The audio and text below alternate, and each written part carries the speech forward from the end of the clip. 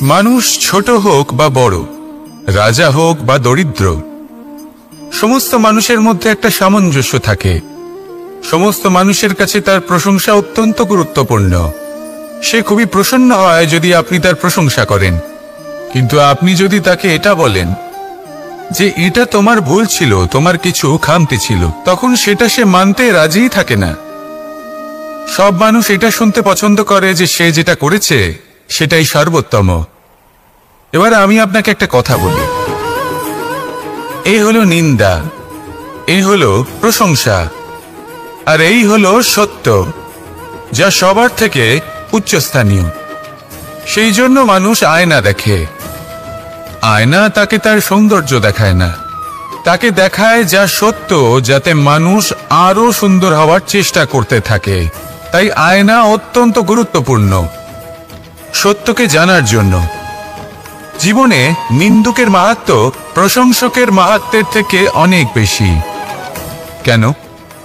কারণ তারা আপনাকে আপনার খামতি দেখায়, আপনার ভুলগুলো বুঝিয়ে দেয়, আপনাকে একটা সুযোগ দেয় নিজেকে শুধরে নিতে, নিজেকে আরো শ্রেষ্ঠ করে তুলতে, যা প্রশংসক করতে পারে না। তাই জীবনে যদি কখনো নিন্দা করা হয়, তাকে ভালোবেসে গ্রহণ করুন, ধন্যাত্মক রূপে গ্রহণ করুন। যদি নিজেকে কোনো শিক্ষা দেওয়া সম্ভব হয় তাহলে অবশ্যই দিন। দেখবেন মন প্রসন্ন হয়ে বলবে, রাধা রাধা। জীবনে কখনো সাফল্য আসে, আবার কখনো অসফলতা, কখনো আশা পাওয়া যায়, কখনো নিরাশা, কখনো জয় লাভ করি, আবার কখনো পরাজয়। এর পেছনের কারণটা জানা অত্যন্ত প্রয়োজনীয়। যদি আমি পরাজয়ের কথা বলি, যখনই আমরা পরাজয় লাভ করি আমরা ভাবতে থাকি যে এমন কেন হলো? আমাদের শত্রু কি বেশি শক্তিশালী ছিল, নাকি আমাদের নীতিতে কোনো খামতি ছিল? এই সমস্ত কারণের পেছনে খুব বড় একটা কারণ থাকে, আর সেই কারণ আমাদের অন্তরে সুপ্ত থাকে। ধরে নিন একটা পথ, তাতে আপনি চলছেন, সেই পথ কাঁটায় পরিপূর্ণ, কিন্তু আপনি পাদুকা পরে রয়েছেন আর আপনি হেঁটে সামনে এগিয়ে যান। এবার এমন একটা পথ এলো যা পুষ্পে ঢাকা, আর আপনি পাদুকা পরে রয়েছেন, কিন্তু আপনার পাদুকাতে একটা পাথর আটকে গেল। তখন দু পা হাঁটাও খুব কঠিন হয়ে পড়ে। এই সংসারের যে কোনো শক্তি আপনাকে পরাস্ত করার পূর্বে আপনি জানেন কি আপনাকে পরাস্ত করতে পারে? আপনার অন্তরের দুর্বলতা, আপনার অন্তরের সেই সুপ্ত শত্রু। আর সেই জন্য ইতিবাচক মনোভাব গুরুত্বপূর্ণ হয়ে পড়ে। ভালো মানুষদের সাথে থাকুন, সৎসঙ্গে থাকুন, বন্ধুত্ব করুন, ভালোবাসুন। এই ভালোবাসা এত শক্তিশালী এক অস্ত্র যাকে ব্রহ্মাস্ত্রও পরাস্ত করতে পারে না। এই সমস্যারূপী পাথর কিছুই নয়। আসুন আমার সাথে ভালোবেসে বলুন, রাধা রাধা। মানুষের দুটো রূপ রয়েছে। এক, আমাদের এই মুখ, যা শুধুই চোখে দেখা যায়, আর দ্বিতীয় আমাদের এই মন, যা শুধুমাত্র অন্তরাত্মা দ্বারা দেখা যায়। এবার আমাদের এই মুখ, তা ঈশ্বর সকলকেই আগে থেকেই প্রদান করেছেন, কিন্তু এই মন কেমন হবে তা আমাদের জীবনের অনুভূতি এবং আমাদের জীবনের লক্ষ্য এগুলি সুনিশ্চিত করে। অর্থাৎ নেত্র দিয়ে দেখা যায় আমাদের এই মুখ, তা শুধুই এই কারণে প্রয়োজন যাতে সংসার আমাদের দেখতে পায়, আমাদের চিনতে পারে। কিন্তু যদি এই সংসারে আপনি প্রকৃত অর্থে মান সম্মান লাভ করতে চান, তাহলে নিজের অন্তরাত্মাকে আপনাকে বিকশিত করতেই হবে। দেখুন, কথায় আছে এই যে অসুর, তা শারীরিকভাবে উপস্থিত নয়, তা মনের মধ্যে থাকে। যদি এই মন থেকে অসুরকে বের করে দেওয়া যায়, তাহলে শরীরে তা উপস্থিত থাকবেই না। তাই মনকে শুদ্ধ করুন আর আমার সাথে ভালোবেসে বলুন, রাধা রাধা। মানুষ যখনই একে অপরের সামনে নিজেদের হৃদয়ের ভাবনা প্রকাশ করে, তখন এক অত্যন্ত প্রভাবশালী মাধ্যম তারা ব্যবহার করে, যাকে ভাষা বলা হয়। এবার আমি দেখেছি যে একজন মানুষ অনেকগুলো ভাষাতেই নিপুণ।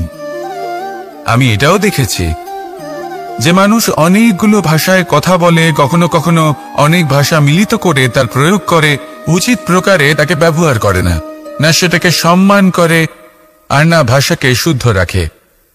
আর এটা হলো অনুচিত।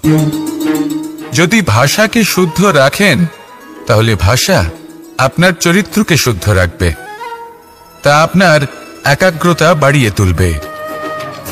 এই প্রত্যেক ধ্বনিকে অনুভব করে যদি আপনি শব্দের উচ্চারণ করেন, ভাষাকে প্রয়োগ করেন, তাহলে আপনিও আনন্দ পাবেন, আর যিনি শুনছেন সেই ব্যক্তির কানেও মধুর শব্দ বাজবে।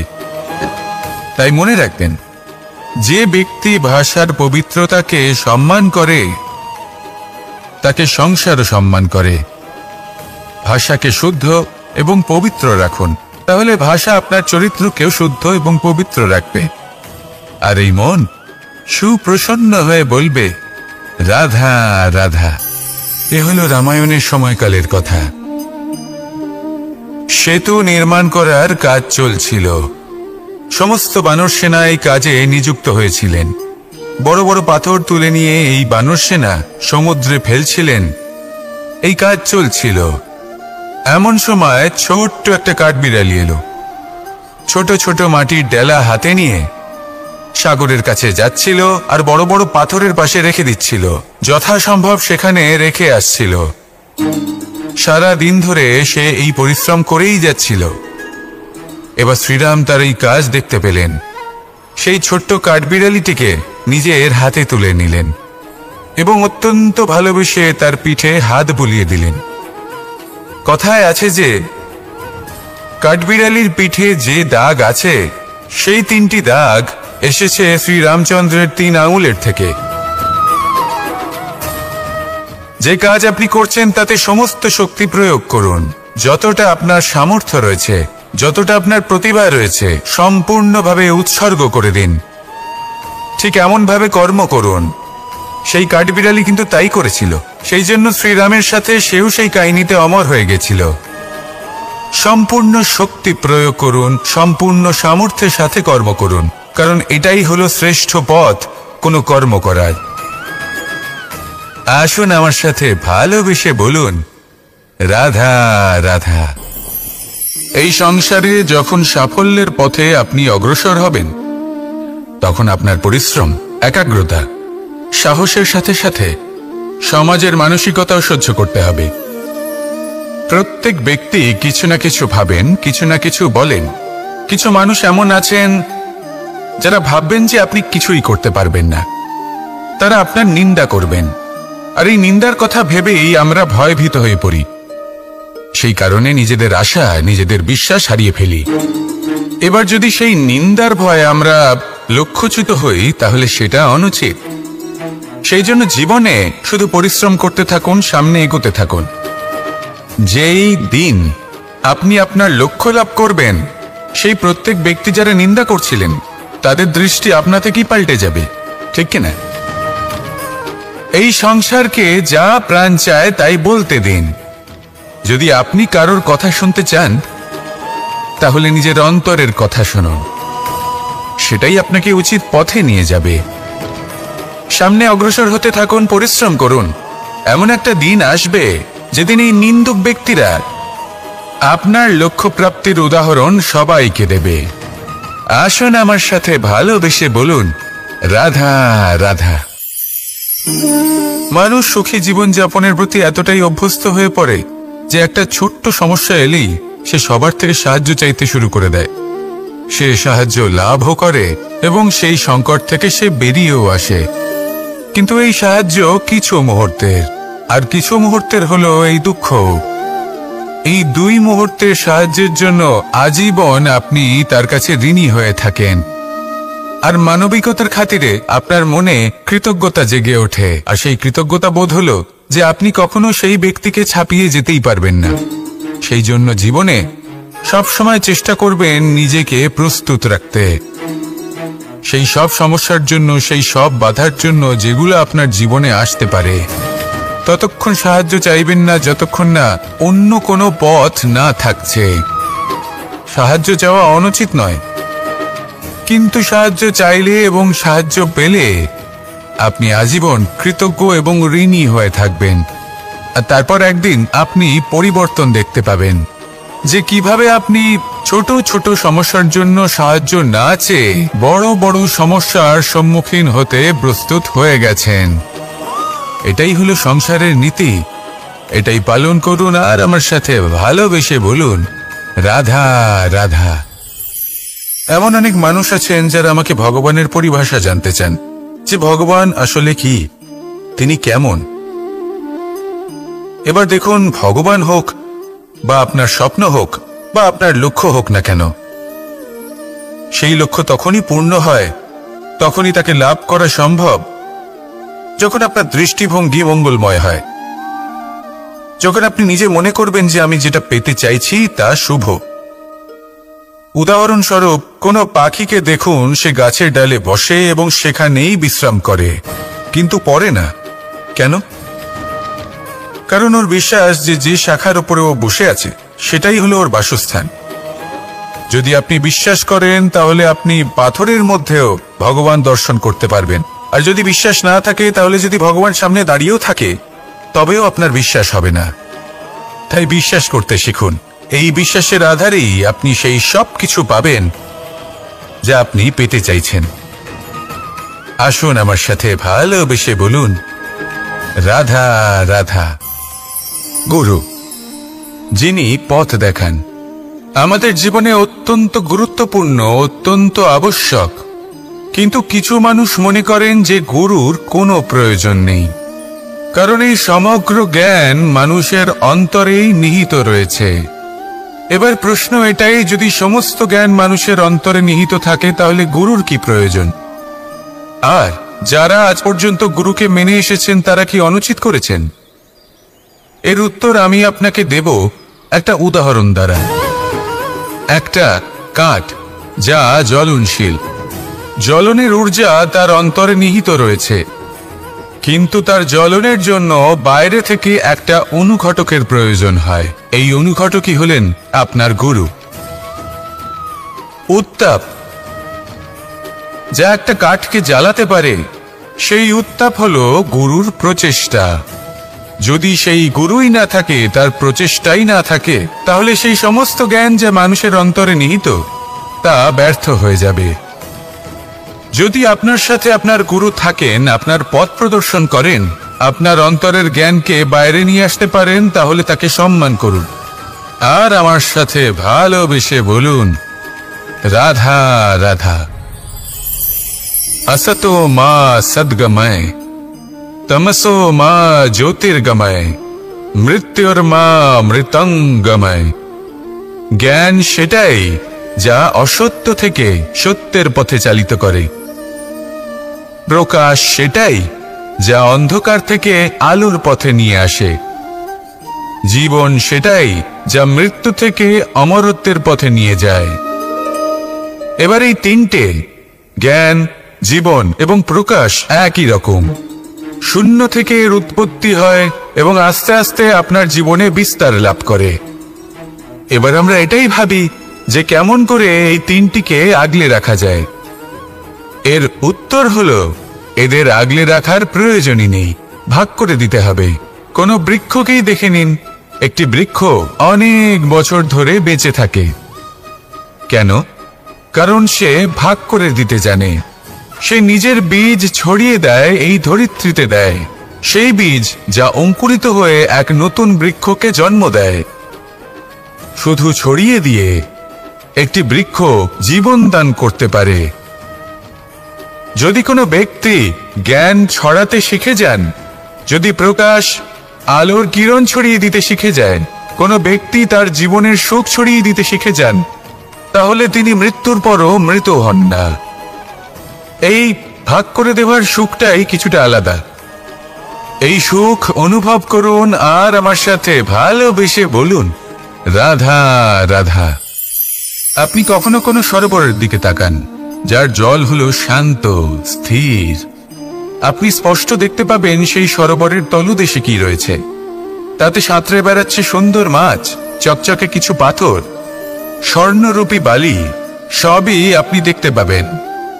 কিন্তু যখনই আপনি একটা ছোট্ট পাথর তুলে সেই জলে ছুঁড়ে ফেলবেন, তখন সেই জল বিচলিত হবে।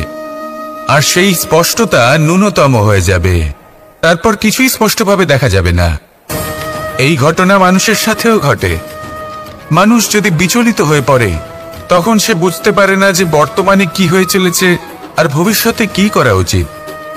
কিন্তু সেই মানুষ যদি শান্ত থাকেন, স্থির থাকেন, ধন্যাত্মক থাকেন, তাহলে নিশ্চিত রূপেই বুঝতে পারবেন যে বর্তমানে কি করতে হবে আর ভবিষ্যতে কি করতে হবে।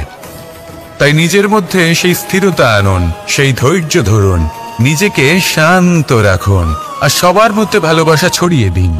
এই মন প্রসন্ন হয়ে বলবে, রাধা রাধা। সম্পর্ক এ হলো এক বন্ধন যা আমাদের এক সূত্রে বেঁধে রাখে।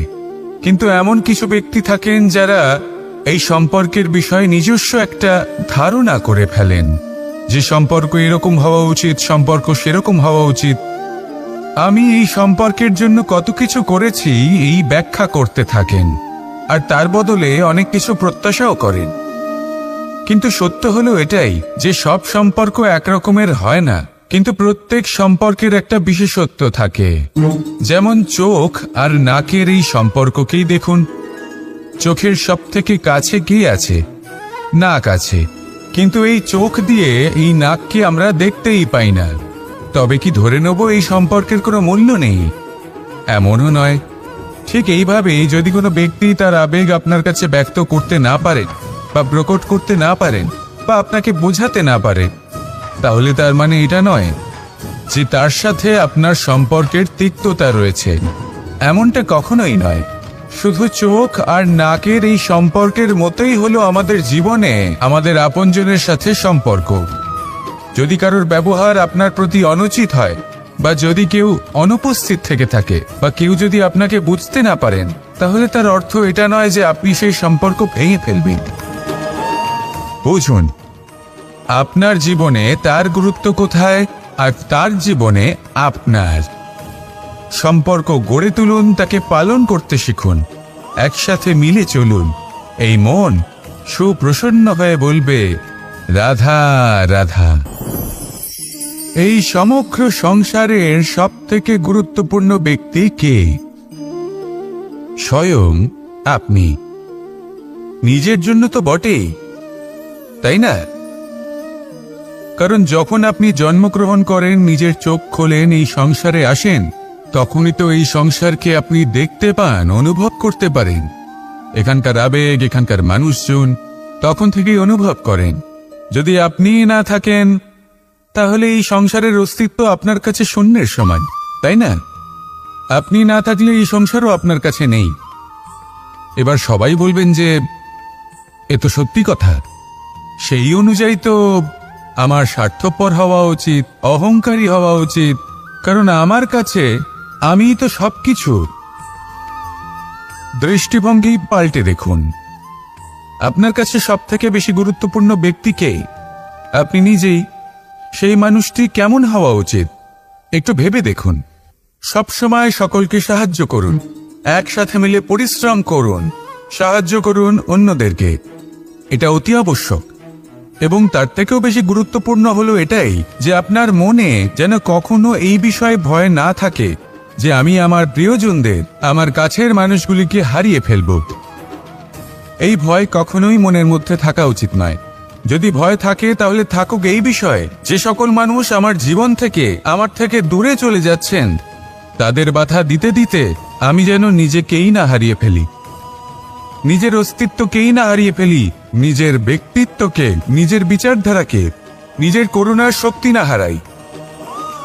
তাহলে এই ভয় ত্যাগ করুন আর আমার সাথে ভালোবেসে বলুন, রাধা রাধা। এই ফল কি তা বলার কোনো প্রয়োজন নেই। এই ফল কতটা সুস্বাদু সেটাও বলার কোনো প্রয়োজন নেই। ধরুন এমন কোনো মানুষ আসলেন যিনি জানেন না এটা কোন ফল। তিনি এটা দেখে ভাববেন এ তো কাঁটার একটা গুচ্ছ মনে হচ্ছে, নিয়ে ফেলে দেবেন। সেখানে দ্বিতীয় কোনো ব্যক্তি যিনি বুঝদার, তিনি দেখবেন, ভাববেন যে প্রকৃতি এর গায়ে এত কাঁটা কেন দিয়েছে? অবশ্যই সুরক্ষার জন্য দিয়েছে, অর্থাৎ ভিতরে অবশ্যই অমূল্য কিছু রয়েছে। সেই ধরনের ব্যক্তি এই ফলের অন্তরে প্রবেশ করেন এবং এই ফলের আনন্দ উপভোগ করেন। এরকমই কিছুটা আমাদের সংসারেও আমরা দেখতে পাই। প্রত্যেক দিন আমরা নতুন নতুন মানুষের সাথে পরিচিত হই। এমন কিছু ব্যক্তি থাকেন যাদের সাথে প্রথম আলাপের পর আমাদের এটা মনে হয় যে এই ব্যক্তিকে দেখে একটু রাগী ব্যক্তি মনে হচ্ছে, বড়ই অহংকারী বোধ হচ্ছে, উদ্ধত মনে হচ্ছে।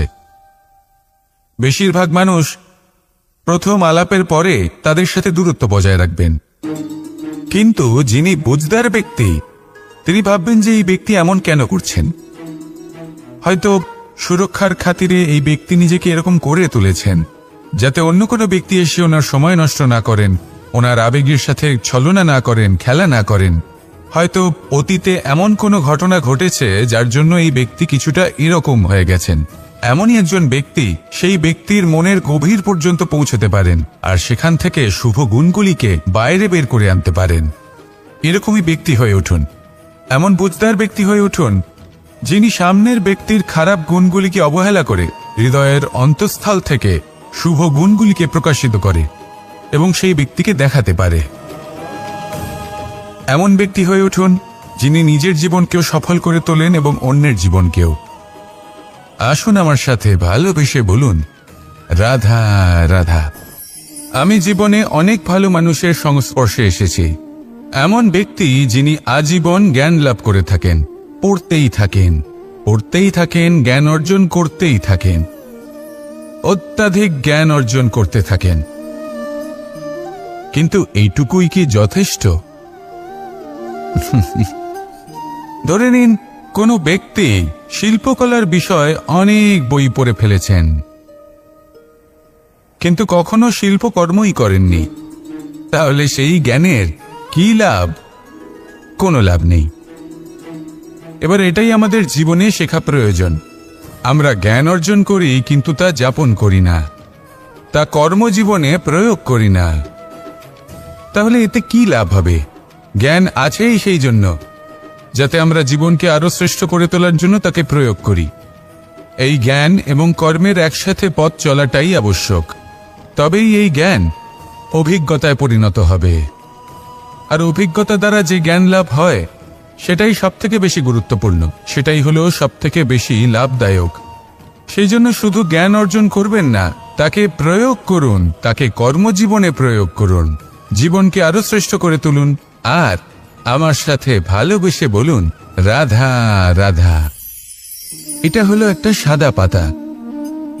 এবার এতে আমি যাই লিখব সেটাই এর অস্তিত্ব হবে। এতে আমি প্রেমের কিছু কথা লিখে একে প্রেমপত্র বানিয়ে তুলতে পারি। মাতা পিতার জন্য একটা শুভ সংবাদ লিখতে পারি। শত্রুর বিষয়ে সতর্ক করব বলে সেনাকে একটা সংবাদ লিখতে পারি। দ্বারকাবাসীর জন্য কোনো সংবাদ পাঠাতে পারি। যাই লিখব এই পত্র সেটাই হয়ে উঠবে। সেই রকমই হলো আমাদের জীবন। আমরা যেমন কর্ম আমরা করব, আমাদের অস্তিত্ব এবং ব্যক্তিত্ব ঠিক তেমনই হয়ে উঠবে। যদি আপনি একটা অসাধারণ, উজ্জ্বল এবং সম্মানজনক জীবনযাপন করতে চান, তাহলে তার একটা রহস্য আপনাকে বলি। যেমন কথন হবে, কর্ম তেমন হবে। অর্থাৎ যতটুকু বলেছেন ততটুকুই করুন, আর যতটুকু করেছেন ততটুকুই বলুন। এই একটা নিয়ম যদি আপনারা পালন করেন, তাহলে এই সংসারের সমস্ত পণ্ডিত আপনাকে অবশ্যই সম্মান করবেন। তাহলে এটাই করুন আর আমার সাথে ভালোবেসে বলুন, রাধা রাধা। বিন্দু বিন্দু জলেই সাগর নির্মাণ হয়। এবার এই কথা আমরা সকলে জানি। আপনি কি এই কথাটা জানেন যে ছোট ছোট সুখের দ্বারাই বড় সুখ লাভ করা যায়? একজন বাবাকে দেখুন, সন্তানের জন্ম থেকে তার যুবক হওয়া পর্যন্ত তার সাথে ছোট ছোট সুখ যাপন করেন। এই ছোট ছোট সুখগুলি তাদের প্রেমের সম্পর্কে গভীরতা নিয়ে আসে এবং প্রেমের এই গভীরতা তাদের জীবনে বড় সুখ নিয়ে আসে। এটা ঠিক সেই রকম যেরকম বিশাল এক সমুদ্রে, গভীর এক সমুদ্রে অমূল্য রত্ন খুঁজে পাওয়া যায়। এটাও ঠিক সেরকমই। সেই জন্য জীবনে বড় বড় সুখের খোঁজ করতে গিয়ে সময় নষ্ট করবেন না। এই যে ছোট ছোট সুখ আছে, এগুলোকে যাপন করা শুরু করুন। এগুলোর আনন্দ লাভ করুন, এগুলো নিয়ে উৎসব পালন করুন, প্রেমের গভীরতা বুঝুন, আর এই গভীর প্রেমে মন নিমজ্জিত করুন। তারপরে দেখুন এই মন আর এই জীবন সুপ্রসন্ন হয়ে বলবে, রাধা রাধা। মানুষের জন্ম কখনো তার ভবিষ্যৎ নির্ধারণ করতে পারে না। হ্যাঁ, ওর জীবনযাত্রা অবশ্যই সুখময় হতে পারে, নির্ভর করে যে ও কোন পরিবারে জন্ম নিচ্ছে, তার পরিবার পরিজন কে হন, তার মাতা পিতা কে হন, তাকে কেমন শিক্ষা দেওয়া হয়েছে, কেমন ভাবে পালন করা হচ্ছে। সে কিন্তু কুপাত্রও হতে পারে, আবার সুপাত্রও হতে পারে। কিন্তু সে চলে যাওয়ার পর এই সংসার তাকে মনে রাখবে নাকি না, আর যদি মনেও রাখে তাহলে কিভাবে মনে রাখবে, সেটা নির্ভর করছে তার কর্ম এবং তার নির্বাচনের উপর। ঠিক যেমন বর্ষার এই জলের ফোঁটা যখন মেঘ থেকে ঝরে পড়ে, তখন তার এই নির্বাচন হলো গুরুত্বপূর্ণ, কারণ তার নির্বাচন তার উপর নির্ভর করছে তার ভবিষ্যৎ কেমন হবে। ঝিনুকের মুখে পড়লে মুক্ত হয়ে ওঠে, সাপের মুখে পড়লে বিষ, আর যদি কোনো পাতায় পড়ে তাহলে শিশিরে পরিণত হয়। তাহলে কর্ম এবং নির্বাচন দুটি জীবনে গুরুত্বপূর্ণ। এদের বিষয় বিশেষ যত্ন নেবেন এবং আমার সাথে ভালোবেসে বলবেন, রাধা রাধা। আমাদের সকলের কাছে বৃক্ষ অত্যন্ত প্রিয়। আমরা সর্বদাই চাই এই বৃক্ষ যেন সবুজ থাকে, ফুলে ফলে ভরে থাকে, আমাদের ছায়া প্রদান করে, তা যেন সুস্থ থাকে, আমাদের ফল প্রদান করে। আর সেই জন্য আমরা প্রতিদিন সেই বৃক্ষকে জল প্রদান করি। কিন্তু কখনো ভেবে দেখেছেন যে জল তো আমরা বৃক্ষের গোড়ায় দিই, তারপরেও এই জল সেই বৃক্ষের প্রত্যেকটি পাতায় ঠিক পৌঁছে যায়? এটা কিভাবে সম্ভব? কিছুটা এরকমই হলো আমাদের কর্ম। যদি এই পৃথিবীতে থেকে শুদ্ধ মনে সৎকর্ম করেন, এই কর্ম সোজা ঈশ্বরের কাছে গিয়ে পৌঁছয়। যদি শ্রদ্ধা ভাব নিয়ে সমর্পিত হয়ে শুদ্ধ চিত্তে আপনি কাউকে সেবা করেন, তা সে মাতা পিতাই হোক, পরিবার হোক, গুরু হোক, পশুপক্ষী হোক বা সমাজ হোক, তাহলে সেটা সোজা ঈশ্বরের চরণে সমর্পিত হয়। সবসময় শুদ্ধ চিত্তে সমর্পিত হয়ে এবং মনে শ্রদ্ধা ভাব নিয়ে কর্ম করুন। ঈশ্বর নিজে থেকেই এর ফল আপনাকে প্রদান করবেন। আসুন আমার সাথে ভালোবেসে বলুন, রাধা রাধা। ইচ্ছে এবং চেষ্টা এই দুই মানুষের মধ্যে আছে, কিন্তু এই দুইয়ের মধ্যে সামঞ্জস্য থাকা খুব প্রয়োজন। আপনার যা ইচ্ছে সেটা পূর্ণ করার জন্য চেষ্টার প্রয়োজন তো অবশ্যই। আপনি যে স্বপ্ন দেখেন সেটা পূর্ণ করার জন্য নিদ্রা ত্যাগ করে চেষ্টা করা অত্যন্ত প্রয়োজনীয়, নয়তো এই স্বপ্ন কখনোই পূর্ণ হবে না। যদি আপনি কোনো প্রশ্নের উত্তর চান তাহলেও আপনাকে চেষ্টা করতেই হবে। জীবনে যদি সামনে এগোতে হয় তাহলে পাকে কষ্ট দিয়ে সামনে এগোতে হবে, চেষ্টা অবশ্যই করতে হবে। যদি আপনি চেষ্টা না করেন, পরিশ্রম না করেন, তাহলে এই সংসার আপনাকে পেছনে ফেলে সামনে এগিয়ে যাবে। নিজের ইচ্ছেগুলিকে মন থেকে বাস্তবে আনুন আর চেষ্টার দ্বারা তাকে সার্থক করুন। এই মন প্রসন্ন হয়ে বলবে, রাধা রাধা। মানুষ ছোট হোক বা বড়, রাজা হোক বা দরিদ্র, সমস্ত মানুষের মধ্যে একটা সামঞ্জস্য থাকে। সমস্ত মানুষের কাছে তার প্রশংসা অত্যন্ত গুরুত্বপূর্ণ। সে খুবই প্রসন্ন হয় যদি আপনি তার প্রশংসা করেন, কিন্তু আপনি যদি তাকে এটা বলেন যে এটা তোমার ভুল ছিল, তোমার কিছু খামতি ছিল, তখন সেটা সে মানতে রাজিই থাকে না। সব মানুষ এটা শুনতে পছন্দ করে যে সে যেটা করেছে সেটাই সর্বোত্তম। এবার আমি আপনাকে একটা কথা বলি, এই হলো নিন্দা, এই হলো প্রশংসা, আর এই হলো সত্য, যা সবার থেকে উচ্চস্থানীয়। সেই জন্য মানুষ আয়না দেখে। আয়না তাকে তার সৌন্দর্য দেখায় না, তাকে দেখায় যা সত্য, যাতে মানুষ আরো সুন্দর হওয়ার চেষ্টা করতে থাকে। তাই আয়না অত্যন্ত গুরুত্বপূর্ণ সত্যকে জানার জন্য। জীবনে নিন্দুকের মাহাত্ম্য প্রশংসকের মাহাত্ম্যের থেকে অনেক বেশি। কেন? কারণ তারা আপনাকে আপনার খামতি দেখায়, আপনার ভুলগুলো বুঝিয়ে দেয়, আপনাকে একটা সুযোগ দেয় নিজেকে শুধরে নিতে, নিজেকে আরো শ্রেষ্ঠ করে তুলতে, যা প্রশংসক করতে পারে না। তাই জীবনে যদি কখনো নিন্দা করা হয় তাকে ভালোবেসে গ্রহণ করুন, ধন্যাত্মক রূপে গ্রহণ করুন। যদি নিজেকে কোনো শিক্ষা দেওয়া সম্ভব হয় তাহলে অবশ্যই দিন। দেখবেন মন প্রসন্ন হয়ে বলবে, রাধা রাধা। জীবনে কখনো সাফল্য আসে, আবার কখনো অসফলতা, কখনো আশা পাওয়া যায়, কখনো নিরাশা, কখনো জয় লাভ করি, আবার কখনো পরাজয়। এর পেছনের কারণটা জানা অত্যন্ত প্রয়োজনীয়। যদি আমি পরাজয়ের কথা বলি, যখনই আমরা পরাজয় লাভ করি আমরা ভাবতে থাকি যে এমন কেন হলো? আমাদের শত্রু কি বেশি শক্তিশালী ছিল, নাকি আমাদের নীতিতে কোনো খামতি ছিল? এই সমস্ত কারণের পেছনে খুব বড় একটা কারণ থাকে, আর সেই কারণ আমাদের অন্তরে সুপ্ত থাকে। ধরে নিন একটা পথ, তাতে আপনি চলছেন। সেই পথ কাঁটায় পরিপূর্ণ, কিন্তু আপনি পাদুকা পরে রয়েছেন আর আপনি হেঁটে সামনে এগিয়ে যান। এবার এমন একটা পথ এলো যা পুষ্পে ঢাকা, আর আপনি পাদুকা পরে রয়েছেন, কিন্তু আপনার পাদুকাতে একটা পাথর আটকে গেল। তখন দু পা হাঁটাও খুব কঠিন হয়ে পড়ে। এই সংসারের যে কোনো শক্তি আপনাকে পরাস্ত করার পূর্বে আপনি জানেন কি আপনাকে পরাস্ত করতে পারে?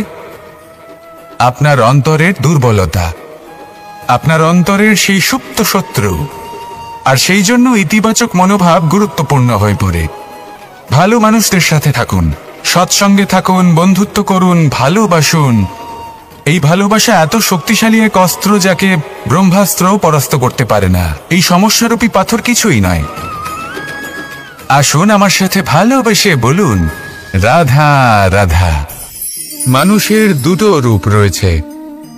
এক, আমাদের এই মুখ, যা শুধুই চোখে দেখা যায়, আর দ্বিতীয় আমাদের এই মন, যা শুধুমাত্র অন্তরাত্মা দ্বারা দেখা যায়। এবার আমাদের এই মুখ, তা ঈশ্বর সকলকেই আগে থেকেই প্রদান করেছেন, কিন্তু এই মন কেমন হবে তা আমাদের জীবনের অনুভূতি এবং আমাদের জীবনের লক্ষ্য এগুলি সুনিশ্চিত করে। অর্থাৎ নেত্র দিয়ে দেখা যায় আমাদের এই মুখ, তা শুধুই এই কারণে প্রয়োজন যাতে সংসার আমাদের দেখতে পায়, আমাদের চিনতে পারে। কিন্তু যদি এই সংসারে আপনি প্রকৃত অর্থে মান সম্মান লাভ করতে চান, তাহলে নিজের অন্তরাত্মাকে আপনাকে বিকশিত করতেই হবে। দেখুন, কথায় আছে এই যে অসুর, তা শারীরিকভাবে উপস্থিত নয়, তা মনের মধ্যে থাকে। যদি এই মন থেকে অসুরকে বের করে দেওয়া যায়, তাহলে শরীরে তা উপস্থিত থাকবেই না। তাই মনকে শুদ্ধ করুন আর আমার সাথে ভালোবেসে বলুন, রাধা রাধা। মানুষ যখনই একে অপরের সামনে নিজেদের হৃদয়ের ভাবনা প্রকাশ করে, তখন এক অত্যন্ত প্রভাবশালী মাধ্যম তারা ব্যবহার করে, যাকে ভাষা বলা হয়। এবার আমি দেখেছি যে একজন মানুষ অনেকগুলো ভাষাতেই নিপুণ। আমি এটাও দেখেছি যে মানুষ অনেকগুলো ভাষায় কথা বলে, কখনো কখনো অনেক ভাষা মিলিত করে তার প্রয়োগ করে, উচিত প্রকারে তাকে ব্যবহার করে না, না সেটাকে সম্মান করে, আর না ভাষাকে শুদ্ধ রাখে। আর এটা হলো অনুচিত। যদি ভাষাকে শুদ্ধ রাখেন, তাহলে ভাষা আপনার চরিত্রকে শুদ্ধ রাখবে, তা আপনার একাগ্রতা বাড়িয়ে তুলবে। এই প্রত্যেক ধ্বনিকে অনুভব করে যদি আপনি শব্দের উচ্চারণ করেন, ভাষাকে প্রয়োগ করেন, তাহলে আপনিও আনন্দ পাবেন, আর যিনি শুনছেন সেই ব্যক্তির কানেও মধুর শব্দ বাজবে। তাই মনে রাখবেন, যে ব্যক্তি ভাষার পবিত্রতাকে সম্মান করে, তাকে সংসারও সম্মান করে। ভাষাকে শুদ্ধ এবং পবিত্র রাখুন, তাহলে ভাষা আপনার চরিত্রকেও শুদ্ধ এবং পবিত্র রাখবে। আর এই মন সুপ্রসন্ন হয়ে বলবে, রাধা রাধা। এ হলো রামায়ণের সময়কালের কথা।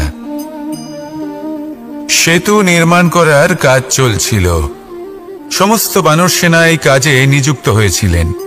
বড় বড় পাথর তুলে নিয়ে এই বানর সেনা সমুদ্রে ফেলছিলেন। এই কাজ চলছিল। এমন সময় ছোট্ট একটা কাঠবিড়ালি এলো। ছোট ছোট মাটির ডেলা হাতে নিয়ে সাগরের কাছে যাচ্ছিল, আর বড় বড় পাথরের পাশে রেখে দিচ্ছিল, যথাসম্ভব সেখানে রেখে আসছিল।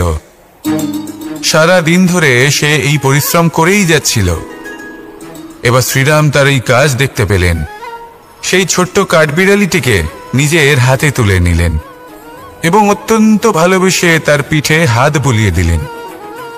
কথায় আছে যে কাঠবিড়ালির পিঠে যে দাগ আছে সেই 3টি দাগ এসেছে শ্রীরামচন্দ্রের 3 আঙুলের থেকে।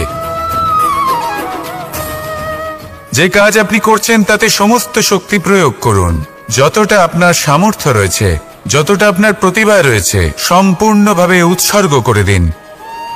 ঠিক এমন ভাবে কর্ম করুন। সেই কাঠবিড়ালি কিন্তু তাই করেছিল। সেই জন্য শ্রীরামের সাথে সেও সেই কাহিনীতে অমর হয়ে গেছিল। সম্পূর্ণ শক্তি প্রয়োগ করুন, সম্পূর্ণ সামর্থ্যের সাথে কর্ম করুন, কারণ এটাই হলো শ্রেষ্ঠ পথ কোনো কর্ম করার। আসুন আমার সাথে ভালোবেসে বলুন, রাধা রাধা। এই সংসারে যখন সাফল্যের পথে আপনি অগ্রসর হবেন, তখন আপনার পরিশ্রম, একাগ্রতা, সাহসের সাথে সাথে সমাজের মানসিকতাও সহ্য করতে হবে। প্রত্যেক ব্যক্তি কিছু না কিছু ভাবেন, কিছু না কিছু বলেন। কিছু মানুষ এমন আছেন যারা ভাববেন যে আপনি কিছুই করতে পারবেন না। তারা আপনার নিন্দা করবেন, আর এই নিন্দার কথা ভেবেই আমরা ভয়ভীত হয়ে পড়ি। সেই কারণে নিজেদের আশা, নিজেদের বিশ্বাস হারিয়ে ফেলি। এবার যদি সেই নিন্দার ভয়ে আমরা লক্ষ্যচ্যুত হই, তাহলে সেটা অনুচিত। সেই জন্য জীবনে শুধু পরিশ্রম করতে থাকুন, সামনে এগোতে থাকুন। যেই দিন আপনি আপনার লক্ষ্য লাভ করবেন, সেই প্রত্যেক ব্যক্তি যারা নিন্দা করছিলেন তাদের দৃষ্টি আপনা থেকেই পাল্টে যাবে, ঠিক কিনা? এই সংসারকে যা প্রাণ চায় তাই বলতে দিন। যদি আপনি কারোর কথা শুনতে চান, তাহলে নিজের অন্তরের কথা শুনুন। সেটাই আপনাকে উচিত পথে নিয়ে যাবে। সামনে অগ্রসর হতে থাকুন, পরিশ্রম করুন। এমন একটা দিন আসবে যেদিন এই নিন্দুক ব্যক্তিরা আপনার লক্ষ্য প্রাপ্তির উদাহরণ সবাইকে দেবে। আসুন আমার সাথে ভালোবেসে বলুন, রাধা রাধা। মানুষ সুখী জীবনযাপনের প্রতি এতটাই অভ্যস্ত হয়ে পড়ে যে একটা ছোট্ট সমস্যা এলেই সে সবার থেকে সাহায্য চাইতে শুরু করে দেয়। সে সাহায্য লাভও করে এবং সেই সংকট থেকে সে বেরিয়েও আসে। কিন্তু এই সাহায্য কিছু মুহূর্তের, আর কিছু মুহূর্তের হলো এই দুঃখ। এই 2 মুহূর্তের সাহায্যের জন্য আজীবন আপনি তার কাছে ঋণী হয়ে থাকেন। আর মানবিকতার খাতিরে আপনার মনে কৃতজ্ঞতা জেগে ওঠে। আর সেই কৃতজ্ঞতা বোধ হলো যে আপনি কখনো সেই ব্যক্তিকে ছাপিয়ে যেতেই পারবেন না। সেই জন্য জীবনে সবসময় চেষ্টা করবেন নিজেকে প্রস্তুত রাখতে সেই সব সমস্যার জন্য, সেই সব বাধার জন্য যেগুলো আপনার জীবনে আসতে পারে। ততক্ষণ সাহায্য চাইবেন না যতক্ষণ না অন্য কোনো পথ না থাকছে। সাহায্য চাওয়া অনুচিত নয়, কিন্তু সাহায্য চাইলে এবং সাহায্য পেলে আপনি আজীবন কৃতজ্ঞ এবং ঋণী হয়ে থাকবেন। আর তারপর একদিন আপনি পরিবর্তন দেখতে পাবেন যে কিভাবে আপনি ছোট ছোট সমস্যার জন্য সাহায্য না চেয়ে বড় বড় সমস্যার সম্মুখীন হতে প্রস্তুত হয়ে গেছেন। এটাই হলো সংসারের নীতি। এটাই পালন করুন আর আমার সাথে ভালোবেসে বলুন, রাধা রাধা। এমন অনেক মানুষ আছেন যারা আমাকে ভগবানের পরিভাষা জানতে চান, যে ভগবান আসলে কি, তিনি কেমন। এবার দেখুন, ভগবান হোক বা আপনার স্বপ্ন হোক বা আপনার লক্ষ্য হোক না কেন, সেই লক্ষ্য তখনই পূর্ণ হয়, তখনই তাকে লাভ করা সম্ভব যখন আপনার দৃষ্টিভঙ্গি মঙ্গলময় হয়। যখন আপনি নিজে মনে করবেন যে আমি যেটা পেতে চাইছি তা শুভ। উদাহরণস্বরূপ, কোনো পাখিকে দেখুন, সে গাছের ডালে বসে এবং সেখানেই বিশ্রাম করে, কিন্তু পড়ে না। কেন? কারণ ওর বিশ্বাস যে যে শাখার উপরে ও বসে আছে সেটাই হলো ওর বাসস্থান। যদি আপনি বিশ্বাস করেন তাহলে আপনি পাথরের মধ্যেও ভগবান দর্শন করতে পারবেন। আর যদি বিশ্বাস না থাকে, তাহলে যদি ভগবান সামনে দাঁড়িয়েও থাকে তবেও আপনার বিশ্বাস হবে না। তাই বিশ্বাস করতে শিখুন। এই বিশ্বাসের আধারেই আপনি সেই সব কিছু পাবেন যা আপনি পেতে চাইছেন। আসুন আমার সাথে ভালোবেসে বলুন, রাধা রাধা। মানুষ কতটা বিচিত্র হতে পারে। সব সময় স্বপ্ন দেখতে থাকে যে কাল আমি এটা করব, কাল আমি ওটা শুরু করব, কাল আমি ওটা সম্পন্ন করব। এই যে কাল শব্দটা, এই কাল অত্যন্ত বিচিত্র এক শব্দ। আমরা সবসময় এটাকে আসতে দেখতে পাই, কিন্তু এটা আসাতে বর্তমানে পরিণত হয়। আবার আজ নতুন কাল দেখতে পাই, তার জন্য অপেক্ষা করি যখন সেটা সামনে আসে বর্তমানে পরিণত হয়। এই কাল সবসময় একটা মিথ্যে সান্ত্বনা দেয় যে সে আসছে, কিন্তু সে কখনোই আসে না। যেটা আপনার হাতে রয়েছে তা হলো আজ, বর্তমান। তাই যা করার আছে, যা সম্পন্ন করতে চান, যা শুরু করতে চান, আজ করুন, বর্তমানে করুন। কারণ আজ আপনি যা করবেন সেটাই আপনার ভবিষ্যৎ নির্ধারিত করবে। ভবিষ্যতের বিষয় ভাবতে থাকলে ভবিষ্যৎ সুন্দর হবে না। আজ কর্ম করতে হবে। তাই আজ বর্তমানে জীবনযাপন করুন, কর্ম করুন, আর আমার সাথে ভালোবেসে বলুন রাধা রাধা। পঞ্চম তত্ত্ব, আকাশ, নব, ব্যোম। আসলে কোনো ভ্রম নাকি সত্য? ভ্রম তো হতে পারে না, কারণ ভ্রমের মধ্যে কেউ বাঁচতেই পারে না।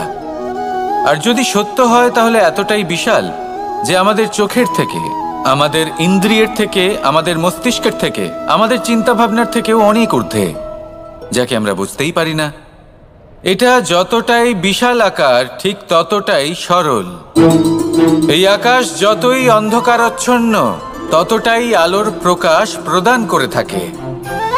দেখতে গেলে এ হলো জীবনের সঞ্চালক, কিন্তু যদি ক্রুদ্ধ হয়ে যায় তাহলে প্রাণ কেড়ে নিতেও দ্বিধা বোধ করে না। এই আকাশ শুধুমাত্র পৃথিবী লোক নয়, বরং এই সমগ্র ব্রহ্মাণ্ডকে, এই সমগ্র সৃষ্টিকে, এর প্রত্যেকটা তারাকে, প্রত্যেকটা গ্রহকে একটা বিশেষ স্থান প্রদান করে। এর নিজের কোনোই অস্তিত্ব নেই, কিন্তু সকলকে অস্তিত্ব প্রদান করে। এটাই হলো এই আকাশের মাহাত্ম্য। এই আকাশই হলো মাহাত্ম্যের প্রতিরূপ, যা আমাদের ভাবনা দ্বারা উৎপন্ন হয়। আপনিও আকাশের মতো এই বোধকে আপন করে নিন।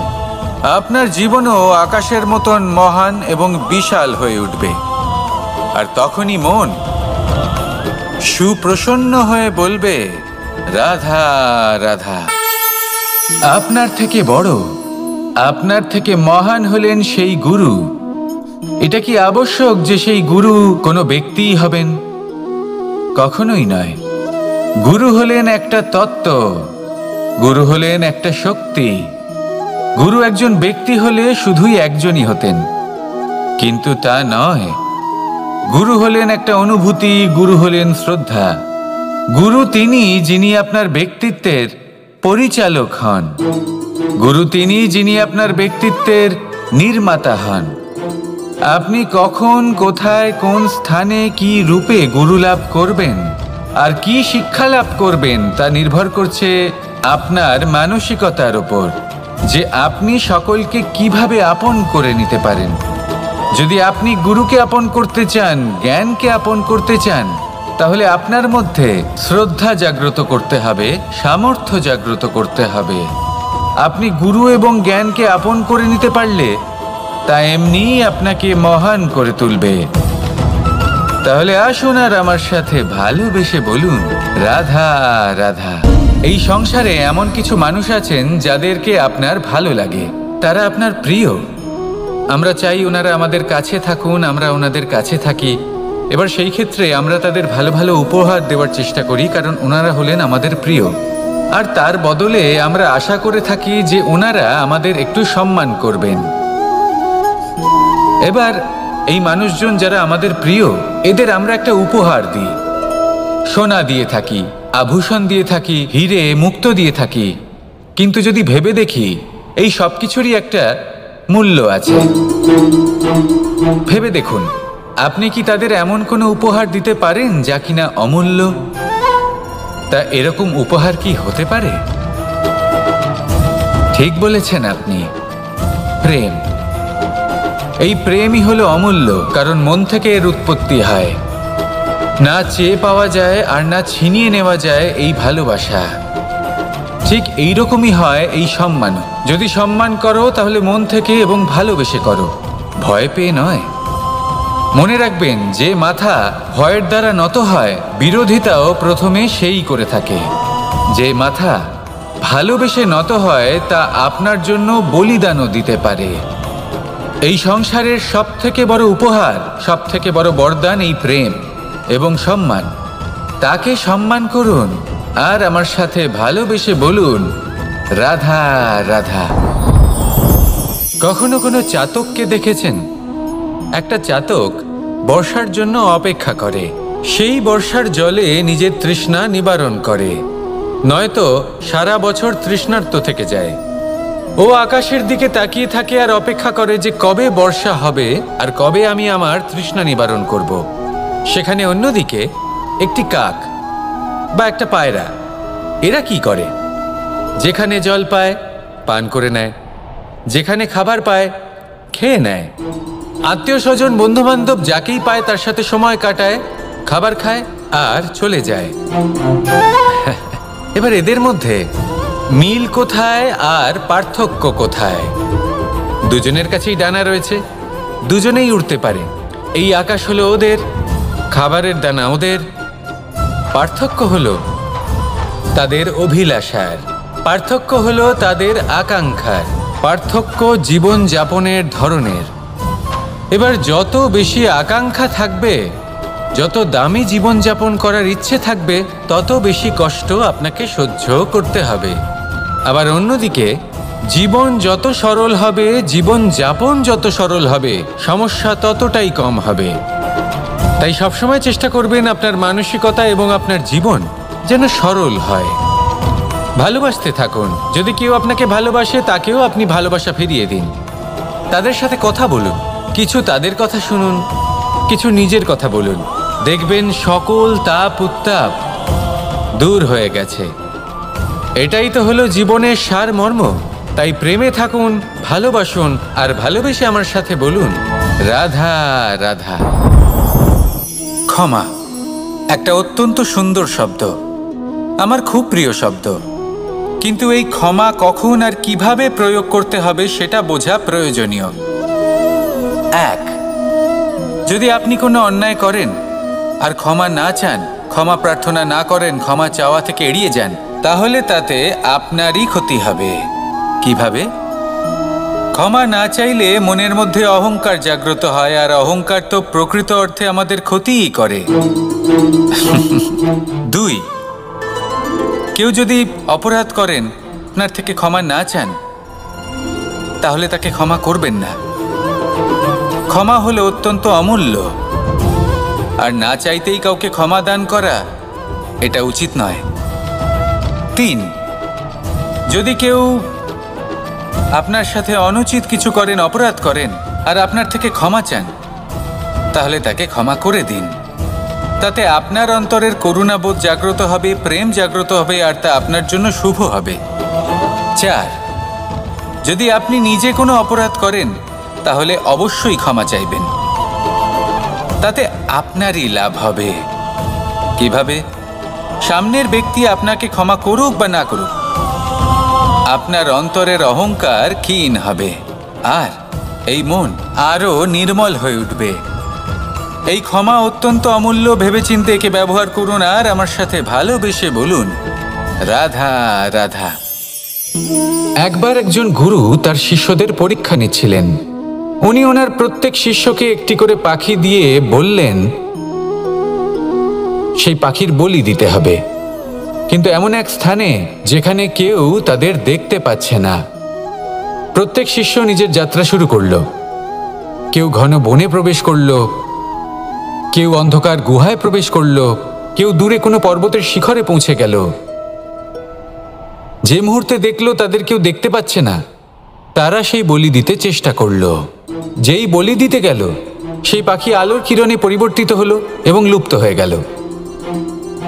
একজন শিষ্য ছিল যে আবার গুরুর কাছে ফিরে এলো।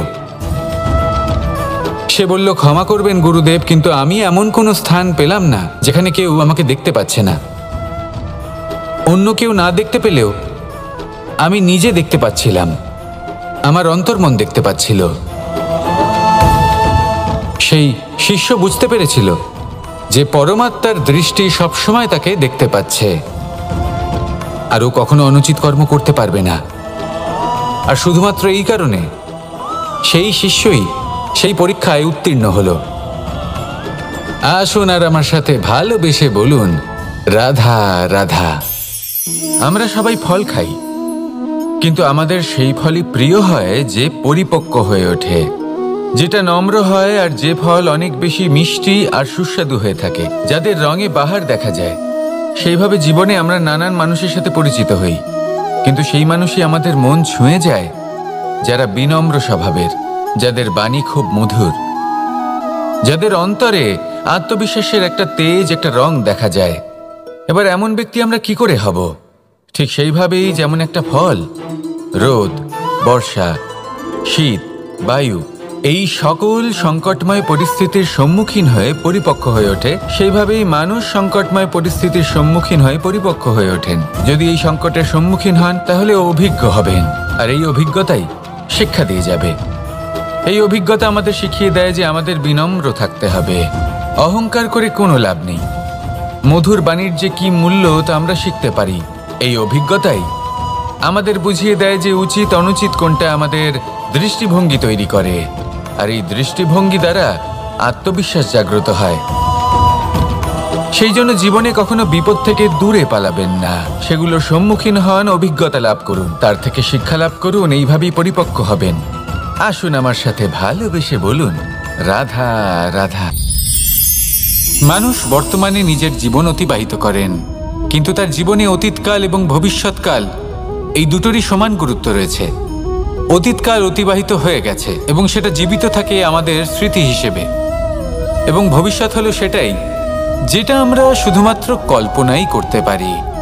এবার অতীতের কিছু স্মৃতি এমন থাকে যা আমাদের কাছে আনন্দময় হয় না, তা কটু হয়, দুঃখজনক হয়, যন্ত্রণাদায়ক হয়।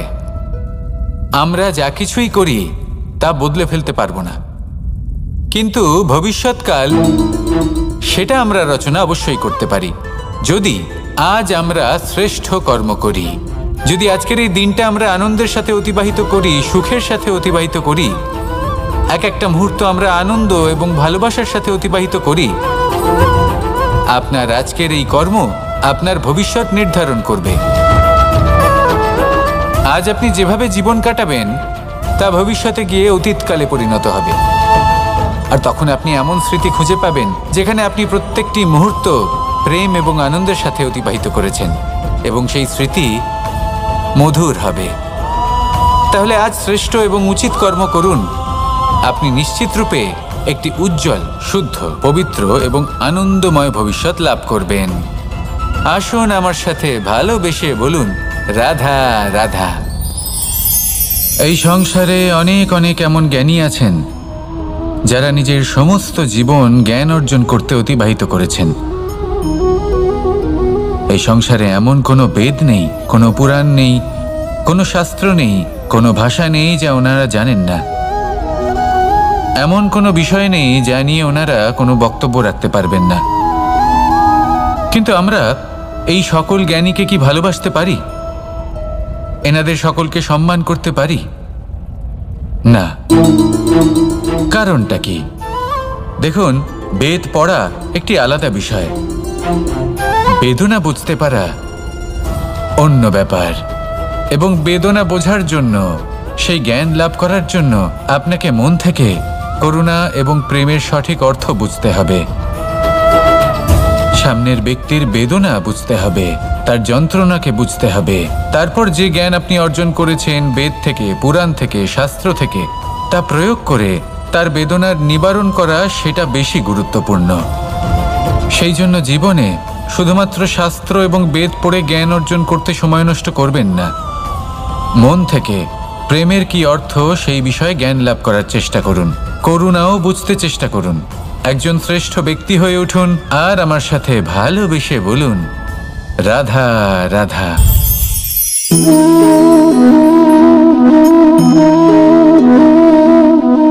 জল এই সংসারের সমস্ত প্রধান তত্ত্বের মধ্যে একটি।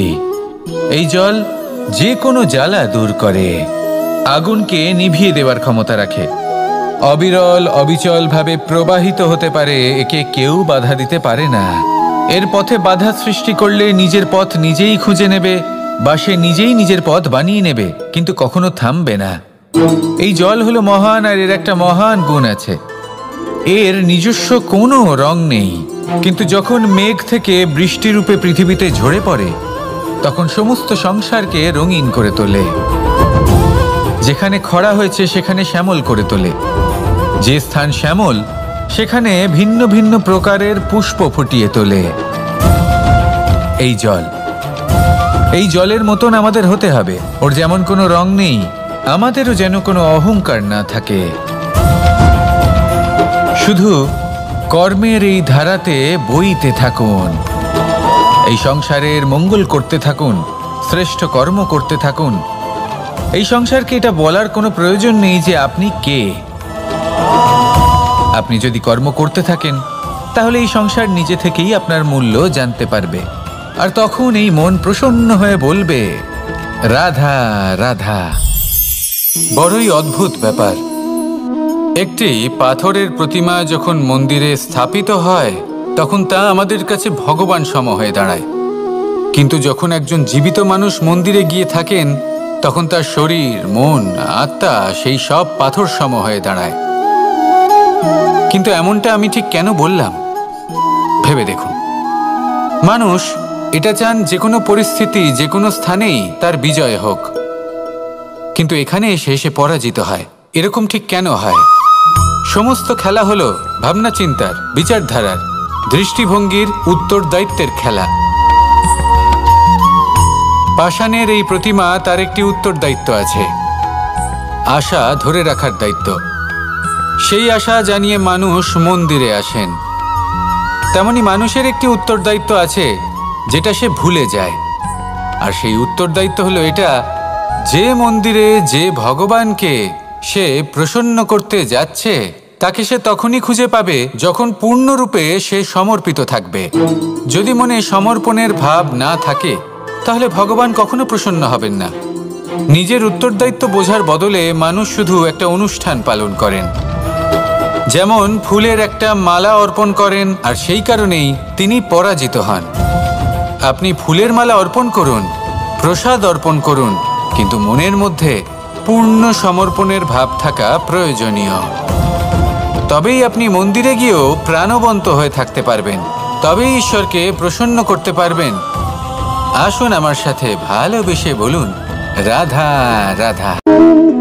এই প্রেম মানুষকে দিয়ে কি না করাতে পারে, বড় বড় কাজ করাতে পারে, বড় বড় বাধা পার করাতে পারে। চাইলে মরুভূমিতে কুয়ো খোঁড়াতে পারে, পর্বত পার করাতে পারে, প্রতিটা অসম্ভব কার্য সম্ভব করাতে পারে। কিন্তু যদি আমি এটা বলি যে প্রেম আপনাকে দিয়ে ছলনাও করাতে পারে, তাহলে কি আপনি তা ঠিক মনে করবেন? আপনার কি মনে হবে যে এরকম হতে পারে? অবশ্যই হতে পারে। যেমন আমি ছল করছি এই মুহূর্তে, আমার রাধার জন্য, আমার প্রেমের জন্য। আমি রাধার সাথে অনন্ত প্রেম করি, নিঃস্বার্থভাবে প্রেম করি, কিন্তু তাও আমাকে একটা ঠকবাজ, স্বার্থপর, লোভী ব্যক্তি হতে হচ্ছে। এই ছলনা আমাকে করতে হচ্ছে আমার প্রেমের জন্য। এবারে আপনারা আমাকে বলবেন যে কেন কৃষ্ণ এসব করার কি দরকার? রাধার সাথে তুমি বিবাহ করে তুমি কি শান্তির নিঃশ্বাস নিতে পারো না?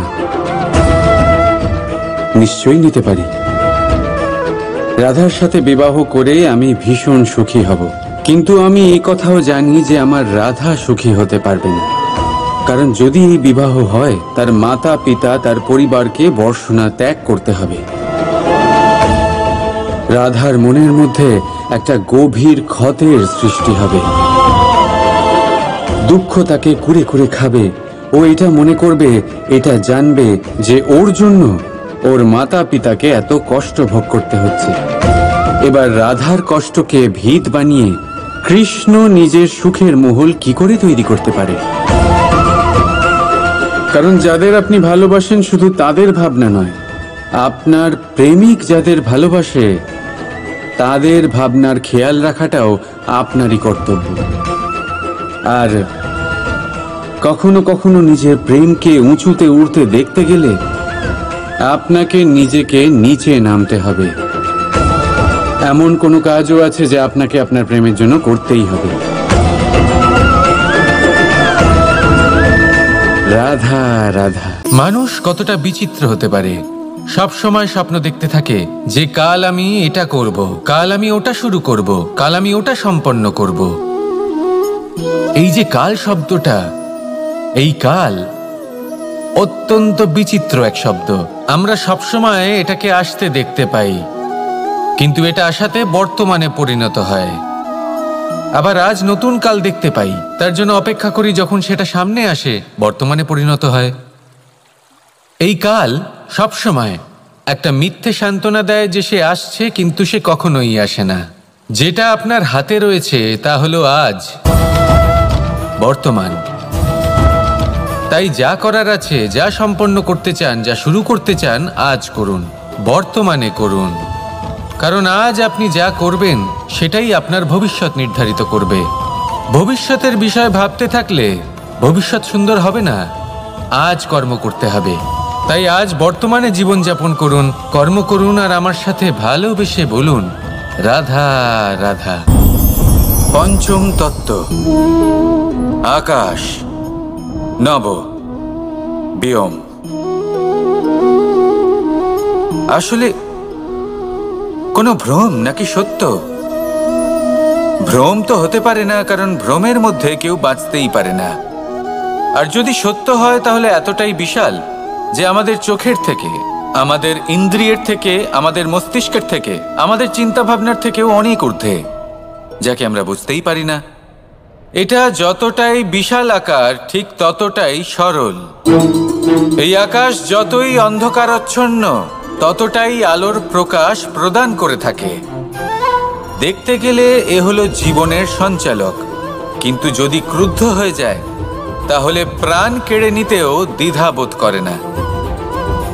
এই আকাশ শুধুমাত্র পৃথিবী লোক নয়, বরং এই সমগ্র ব্রহ্মাণ্ডকে, এই সমগ্র সৃষ্টিকে, এর প্রত্যেকটা তারাকে, প্রত্যেকটা গ্রহকে একটা বিশেষ স্থান প্রদান করে। এর নিজের কোনোই অস্তিত্ব নেই, কিন্তু সকলকে অস্তিত্ব প্রদান করে। এটাই হলো এই আকাশের মাহাত্ম্য। এই আকাশই হলো মাহাত্ম্যের প্রতিরূপ, যা আমাদের ভাবনা দ্বারা উৎপন্ন হয়। আপনিও আকাশের মতো এই বোধকে আপন করে নিন। আপনার জীবনও আকাশের মতন মহান এবং বিশাল হয়ে উঠবে। আর তখনই মন সুপ্রসন্ন হয়ে বলবে রাধা রাধা। আপনার থেকে বড়, আপনার থেকে মহান হলেন সেই গুরু। এটা কি আবশ্যক যে সেই গুরু কোনো ব্যক্তিই হবেন? কখনোই নয়। গুরু হলেন একটা তত্ত্ব, গুরু হলেন একটা শক্তি। গুরু একজন ব্যক্তি হলে শুধুই একজনই হতেন, কিন্তু তা নয়। গুরু হলেন একটা অনুভূতি, গুরু হলেন শ্রদ্ধা। গুরু তিনি যিনি আপনার ব্যক্তিত্বের পরিচালক হন। গুরু তিনি যিনি আপনার ব্যক্তিত্বের নির্মাতা হন। আপনি কখন, কোথায়, কোন স্থানে, কি রূপে গুরু লাভ করবেন আর কি শিক্ষা লাভ করবেন তা নির্ভর করছে আপনার মানসিকতার উপর, যে আপনি সকলকে কিভাবে আপন করে নিতে পারেন। যদি আপনি গুরুকে আপন করতে চান, জ্ঞানকে আপন করতে চান, তাহলে আপনার মধ্যে শ্রদ্ধা জাগ্রত করতে হবে, সামর্থ্য জাগ্রত করতে হবে। আপনি গুরু এবং জ্ঞানকে আপন করে নিতে পারলে তা এমনিই আপনাকে মহান করে তুলবে। তাহলে আসুন আর আমার সাথে ভালোবেসে বলুন রাধা রাধা। এই সংসারে এমন কিছু মানুষ আছেন যাদেরকে আপনার ভালো লাগে, তারা আপনার প্রিয়, আমরা চাই ওনারা আমাদের কাছে থাকুন, আমরা ওনাদের কাছে থাকি। এবার সেই ক্ষেত্রে আমরা তাদের ভালো ভালো উপহার দেওয়ার চেষ্টা করি, কারণ ওনারা হলেন আমাদের প্রিয়। আর তার বদলে আমরা আশা করে থাকি যে ওনারা আমাদের একটু সম্মান করবেন। এবার এই মানুষজন যারা আমাদের প্রিয়, এদের আমরা একটা উপহার দিই। সোনা দিয়ে থাকি, আভূষণ দিয়ে থাকি, হিরে মুক্ত দিয়ে থাকি। কিন্তু যদি ভেবে দেখি, এই সব কিছুরই একটা মূল্য আছে। ভেবে দেখুন, আপনি কি তাদের এমন কোনো উপহার দিতে পারেন যা কিনা অমূল্য? তা এরকম উপহার কি হতে পারে? ঠিক বলেছেন আপনি, প্রেম। এই প্রেমই হলো অমূল্য, কারণ মন থেকে এর উৎপত্তি হয়। না চেয়ে পাওয়া যায় আর না ছিনিয়ে নেওয়া যায় এই ভালোবাসা। ঠিক এইরকমই হয় এই সম্মান। যদি সম্মান করো তাহলে মন থেকে এবং ভালোবেসে করো, ভয় পেয়ে নয়। মনে রাখবেন, যে মাথা ভয়ের দ্বারা নত হয়, বিরোধিতাও প্রথমে সেই করে থাকে। যে মাথা ভালোবেসে নত হয়, তা আপনার জন্য বলিদানও দিতে পারে। এই সংসারের সব থেকে বড় উপহার, সব থেকে বড় বরদান এই প্রেম এবং সম্মান। তাকে সম্মান করুন আর আমার সাথে ভালোবেসে বলুন, রাধা রাধা। কখনো কোনো চাতককে দেখেছেন? একটা চাতক বর্ষার জন্য অপেক্ষা করে। সেই বর্ষার জলে নিজের তৃষ্ণা নিবারণ করে, নয়তো সারা বছর তৃষ্ণার্ত থেকে যায়। ও আকাশের দিকে তাকিয়ে থাকে আর অপেক্ষা করে যে কবে বর্ষা হবে আর কবে আমি আমার তৃষ্ণা নিবারণ করব। সেখানে অন্যদিকে একটি কাক বা একটা পায়রা, এরা কি করে? যেখানে জল পায় পান করে নেয়, যেখানে খাবার পায় খেয়ে নেয়, আত্মীয় স্বজন বন্ধু বান্ধব যাকেই পায় তার সাথে সময় কাটায়, খাবার খায় আর চলে যায়। এবার এদের মধ্যে মিল কোথায় আর পার্থক্য কোথায়? দুজনের কাছেই ডানা রয়েছে, দুজনেই উড়তে পারে। এই আকাশ হলো ওদের, খাবারের দানা ওদের। পার্থক্য হলো তাদের অভিলাষার, পার্থক্য হলো তাদের আকাঙ্ক্ষার, পার্থক্য জীবন যাপনের ধরনের। এবার যত বেশি আকাঙ্ক্ষা থাকবে, যত দামি জীবনযাপন করার ইচ্ছে থাকবে, তত বেশি কষ্ট আপনাকে সহ্য করতে হবে। আবার অন্যদিকে জীবন যত সরল হবে, জীবন যাপন যত সরল হবে, সমস্যা ততটাই কম হবে। তাই সবসময় চেষ্টা করবেন আপনার মানসিকতা এবং আপনার জীবন যেন সরল হয়। ভালোবাসতে থাকুন। যদি কেউ আপনাকে ভালোবাসে, তাকেও আপনি ভালোবাসা ফিরিয়ে দিন। তাদের সাথে কথা বলুন, কিছু তাদের কথা শুনুন, কিছু নিজের কথা বলুন। দেখবেন সকল তাপ উত্তাপ দূর হয়ে গেছে। এটাই তো হলো জীবনের সারমর্ম। তাই প্রেমে থাকুন, ভালোবাসুন, আর ভালোবেসে আমার সাথে বলুন, রাধা রাধা। ক্ষমা একটা অত্যন্ত সুন্দর শব্দ, আমার খুব প্রিয় শব্দ। কিন্তু এই ক্ষমা কখন আর কিভাবে প্রয়োগ করতে হবে সেটা বোঝা প্রয়োজনীয়। এক, যদি আপনি কোনো অন্যায় করেন আর ক্ষমা না চান, ক্ষমা প্রার্থনা না করেন, ক্ষমা চাওয়া থেকে এড়িয়ে যান, তাহলে তাতে আপনারই ক্ষতি হবে। কিভাবে? ক্ষমা না চাইলে মনের মধ্যে অহংকার জাগ্রত হয়, আর অহংকার তো প্রকৃত অর্থে আমাদের ক্ষতিই করে। দুই, কেউ যদি অপরাধ করেন, আপনার থেকে ক্ষমা না চান, তাহলে তাকে ক্ষমা করবেন না। ক্ষমা হলো অত্যন্ত অমূল্য, আর না চাইতেই কাউকে ক্ষমা দান করা এটা উচিত নয়। তিন, যদি কেউ আপনার সাথে অনুচিত কিছু করেন, অপরাধ করেন, আর আপনার থেকে ক্ষমা চান, তাহলে তাকে ক্ষমা করে দিন। তাতে আপনার অন্তরের করুণাবোধ জাগ্রত হবে, প্রেম জাগ্রত হবে, আর তা আপনার জন্য শুভ হবে। চার, যদি আপনি নিজে কোনো অপরাধ করেন, তাহলে অবশ্যই ক্ষমা চাইবেন। তাতে আপনারই লাভ হবে। কিভাবে? সামনের ব্যক্তি আপনাকে ক্ষমা করুক বা না করুক, আপনার অন্তরের অহংকার ক্ষীণ হবে, আর এই মন আরো নির্মল হয়ে উঠবে। এই ক্ষমা অত্যন্ত অমূল্য, ভেবেচিন্তে একে ব্যবহার করুন, আর আমার সাথে ভালোবেসে বলুন, রাধা রাধা। একবার একজন গুরু তার শিষ্যদের পরীক্ষা নিচ্ছিলেন। উনি ওনার প্রত্যেক শিষ্যকে একটি করে পাখি দিয়ে বললেন সেই পাখির বলি দিতে হবে, কিন্তু এমন এক স্থানে যেখানে কেউ তাদের দেখতে পাচ্ছে না। প্রত্যেক শিষ্য নিজের যাত্রা শুরু করলো। কেউ ঘন বনে প্রবেশ করলো, কেউ অন্ধকার গুহায় প্রবেশ করলো, কেউ দূরে কোনো পর্বতের শিখরে পৌঁছে গেল। যে মুহূর্তে দেখলো তাদের কেউ দেখতে পাচ্ছে না, তারা সেই বলি দিতে চেষ্টা করলো। যেই বলি দিতে গেল, সেই পাখি আলোর কিরণে পরিবর্তিত হলো এবং লুপ্ত হয়ে গেল। একজন শিষ্য ছিল যে আবার গুরুর কাছে ফিরে এলো। সে বলল, ক্ষমা করবেন গুরুদেব, কিন্তু আমি এমন কোনো স্থান পেলাম না যেখানে কেউ আমাকে দেখতে পাচ্ছে না। অন্য কেউ না দেখতে পেলেও আমি নিজে দেখতে পাচ্ছিলাম, আমার অন্তর্মন দেখতে পাচ্ছিল।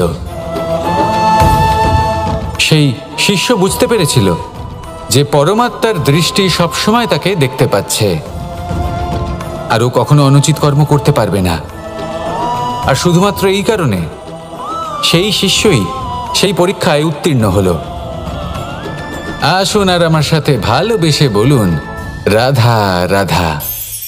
আমরা সবাই ফল খাই, কিন্তু আমাদের সেই ফলই প্রিয় হয় যে পরিপক্ক হয়ে ওঠে, যেটা নম্র হয়, আর যে ফল অনেক বেশি মিষ্টি আর সুস্বাদু হয়ে থাকে, যাদের রঙে বাহার দেখা যায়। সেইভাবে জীবনে আমরা নানান মানুষের সাথে পরিচিত হই, কিন্তু সেই মানুষই আমাদের মন ছুঁয়ে যায় যারা বিনম্র স্বভাবের, যাদের বাণী খুব মধুর, যাদের অন্তরে আত্মবিশ্বাসের একটা তেজ, একটা রং দেখা যায়। এবার এমন ব্যক্তি আমরা কি করে হব? ঠিক সেইভাবেই যেমন একটা ফল রোদ, বর্ষা, শীত, বায়ু এই সকল সংকটময় পরিস্থিতির সম্মুখীন হয়ে পরিপক্ক হয়ে ওঠে, সেইভাবেই মানুষ সংকটময় পরিস্থিতির সম্মুখীন হয়ে পরিপক্ক হয়ে ওঠেন। যদি এই সংকটের সম্মুখীন হন তাহলে অভিজ্ঞ হবেন, আর এই অভিজ্ঞতাই শিক্ষা দিয়ে যাবে। এই অভিজ্ঞতা আমাদের শিখিয়ে দেয় যে আমাদের বিনম্র থাকতে হবে। অহংকার করে কোনো লাভ নেই। মধুর বাণীর যে কি মূল্য তা আমরা শিখতে পারি। এই অভিজ্ঞতাই আমাদের বুঝিয়ে দেয় যে উচিত অনুচিত কোনটা, আমাদের দৃষ্টিভঙ্গি তৈরি করে, আর এই দৃষ্টিভঙ্গি দ্বারা আত্মবিশ্বাস জাগ্রত হয়। সেই জন্য জীবনে কখনো বিপদ থেকে দূরে পালাবেন না, সেগুলোর সম্মুখীন হন, অভিজ্ঞতা লাভ করুন, তার থেকে শিক্ষা লাভ করুন, এইভাবেই পরিপক্ক হবেন। আসুন আমার সাথে ভালোবেসে বলুন, রাধা রাধা। মানুষ বর্তমানে নিজের জীবন অতিবাহিত করেন, কিন্তু তার জীবনে অতীতকাল এবং ভবিষ্যৎকাল এই দুটোরই সমান গুরুত্ব রয়েছে। অতীতকাল অতিবাহিত হয়ে গেছে এবং সেটা জীবিত থাকে আমাদের স্মৃতি হিসেবে, এবং ভবিষ্যৎ হলো সেটাই যেটা আমরা শুধুমাত্র কল্পনাই করতে পারি। এবার অতীতের কিছু স্মৃতি এমন থাকে যা আমাদের কাছে আনন্দময় হয় না, তা কটু হয়, দুঃখজনক হয়, যন্ত্রণাদায়ক হয়। আমরা যা কিছুই করি তা বদলে ফেলতে পারবো না, কিন্তু ভবিষ্যৎকাল সেটা আমরা রচনা অবশ্যই করতে পারি, যদি আজ আমরা শ্রেষ্ঠ কর্ম করি। যদি আজকের এই দিনটা আমরা আনন্দের সাথে অতিবাহিত করি, সুখের সাথে অতিবাহিত করি, এক একটা মুহূর্ত আমরা আনন্দ এবং ভালোবাসার সাথে অতিবাহিত করি, আপনার আজকের এই কর্ম আপনার ভবিষ্যৎ নির্ধারণ করবে। আজ আপনি যেভাবে জীবন কাটাবেন তা ভবিষ্যতে গিয়ে অতীতকালে পরিণত হবে, আর তখন আপনি এমন স্মৃতি খুঁজে পাবেন যেখানে আপনি প্রত্যেকটি মুহূর্ত প্রেম এবং আনন্দের সাথে অতিবাহিত করেছেন, এবং সেই স্মৃতি মধুর হবে। তাহলে আজ শ্রেষ্ঠ এবং উচিত কর্ম করুন, আপনি নিশ্চিত রূপে একটি উজ্জ্বল, শুদ্ধ, পবিত্র এবং আনন্দময় ভবিষ্যৎ লাভ করবেন। আসুন আমার সাথে ভালোবেসে বলুন, রাধা রাধা। এই সংসারে অনেক অনেক এমন জ্ঞানী আছেন যারা নিজের সমস্ত জীবন জ্ঞান অর্জন করতে অতিবাহিত করেছেন। এই সংসারে এমন কোনো বেদ নেই, কোনো পুরাণ নেই, কোনো শাস্ত্র নেই, কোনো ভাষা নেই যা ওনারা জানেন না। এমন কোনো বিষয় নেই যা নিয়ে ওনারা কোনো বক্তব্য রাখতে পারবেন না। কিন্তু আমরা এই সকল জ্ঞানীকে কি ভালোবাসতে পারি? এনাদের সকলকে সম্মান করতে পারি না। কারণটা কি? দেখুন, বেদ পড়া একটি আলাদা বিষয়, বেদনা বুঝতে পারা অন্য ব্যাপার, এবং বেদনা বোঝার জন্য সেই জ্ঞান লাভ করার জন্য আপনাকে মন থেকে করুণা এবং প্রেমের সঠিক অর্থ বুঝতে হবে। সামনের ব্যক্তির বেদনা বুঝতে হবে, তার যন্ত্রণাকে বুঝতে হবে। তারপর যে জ্ঞান আপনি অর্জন করেছেন বেদ থেকে, পুরাণ থেকে, শাস্ত্র থেকে, তা প্রয়োগ করে তার বেদনার নিবারণ করা, সেটা বেশি গুরুত্বপূর্ণ। সেই জন্য জীবনে শুধুমাত্র শাস্ত্র এবং বেদ পড়ে জ্ঞান অর্জন করতে সময় নষ্ট করবেন না। মন থেকে প্রেমের কি অর্থ সেই বিষয়ে জ্ঞান লাভ করার চেষ্টা করুন, করুণাও বুঝতে চেষ্টা করুন। একজন শ্রেষ্ঠ ব্যক্তি হয়ে উঠুন আর আমার সাথে ভালোবেসে বলুন, রাধা রাধা।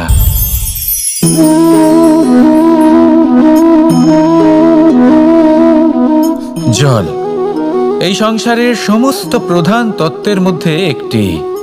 এই জল যে কোনো জ্বালা দূর করে, আগুনকে নিভিয়ে দেওয়ার ক্ষমতা রাখে, অবিরল অবিচল ভাবে প্রবাহিত হতে পারে, একে কেউ বাধা দিতে পারে না। এর পথে বাধা সৃষ্টি করলে নিজের পথ নিজেই খুঁজে নেবে বা সে নিজেই নিজের পথ বানিয়ে নেবে, কিন্তু কখনো থামবে না। এই জল হলো মহান, আর এর একটা মহান গুণ আছে, এর নিজস্ব কোনো রং নেই। কিন্তু যখন মেঘ থেকে বৃষ্টি রূপে পৃথিবীতে ঝরে পড়ে, তখন সমস্ত সংসারকে রঙিন করে তোলে। যেখানে খরা হয়েছে সেখানে শ্যামল করে তোলে, যে স্থান শ্যামল সেখানে ভিন্ন ভিন্ন প্রকারের পুষ্প ফুটিয়ে তোলে। এই জল, এই জলের মতন আমাদের হতে হবে। ওর যেমন কোনো রং নেই, আমাদেরও যেন কোনো অহংকার না থাকে।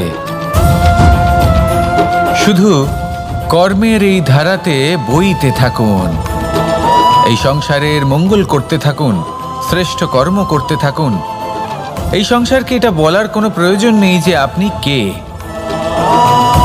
আপনি যদি কর্ম করতে থাকেন তাহলে এই সংসার নিজে থেকেই আপনার মূল্য জানতে পারবে, আর তখন এই মন প্রসন্ন হয়ে বলবে, রাধা রাধা। বড়ই অদ্ভুত ব্যাপার, একটি পাথরের প্রতিমা যখন মন্দিরে স্থাপিত হয় তখন তা আমাদের কাছে ভগবান সম হয়ে দাঁড়ায়, কিন্তু যখন একজন জীবিত মানুষ মন্দিরে গিয়ে থাকেন তখন তার শরীর, মন, আত্মা সেই সব পাথর সম হয়ে দাঁড়ায়। কিন্তু এমনটা আমি ঠিক কেন বললাম ভেবে দেখুন।